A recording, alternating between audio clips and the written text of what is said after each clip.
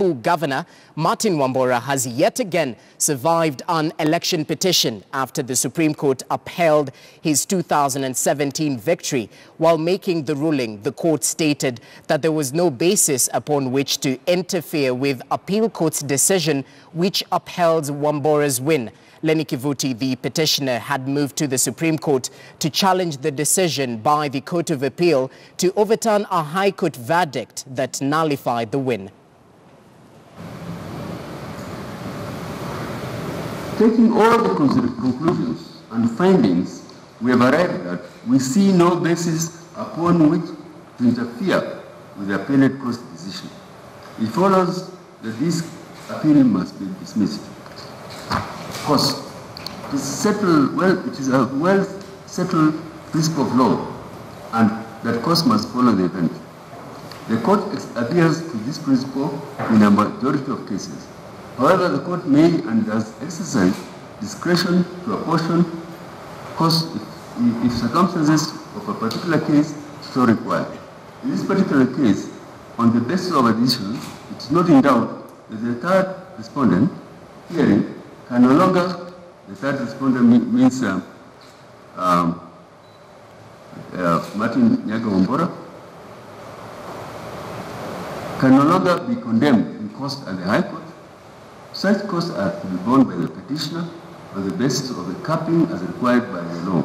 The situation changes at the appellate court, considering the fact that all the three key parties have contributed to the further development of electoral jurisprudence, and none ought to be faulted for this noble pursuit.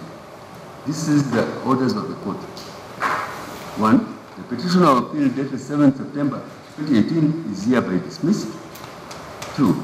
The judgment of the Court of Appeal dated 17 August 2018 is hereby upheld. 3. For the avoidance of doubt, the declaration of the result of the election of the Independent Electoral Boundaries Commission in respect of the governor for Embu County is hereby upheld. 4. At the High Court, costs shall be borne as follows. The petitioner hearing shall bear his own cost, and those of the third respondent hearing. The first respondent, IBC, shall bear its own cost.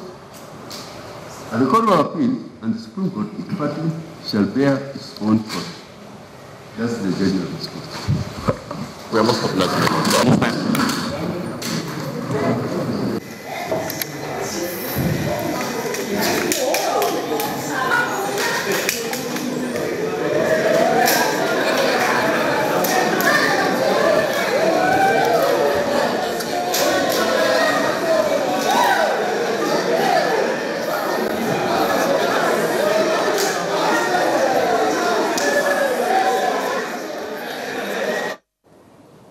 All right, speaking just moments after today's ruling, Governor Wambora stated that the ruling vindicated him. The Embu County boss says he can now settle down to work for his voters. I'm very elated with my deputy here and all the supporters. We have the MCAs with us here. We are very elated with the decision of the highest court in the land. The will of the people of Embu County has been upheld. The decision of the Court of Appeal has been upheld. The election, our election as the Governor of Embu has been upheld by the Supreme Court. We thank the Almighty God for this, for making us reach where we are. We thank the judiciary. We have seen justice working. We thank our voters. We thank also our senior counsel and other counsels who have been assisting us in this case. Now is work from now. Yes. Moving forward. The will of the people has been upheld.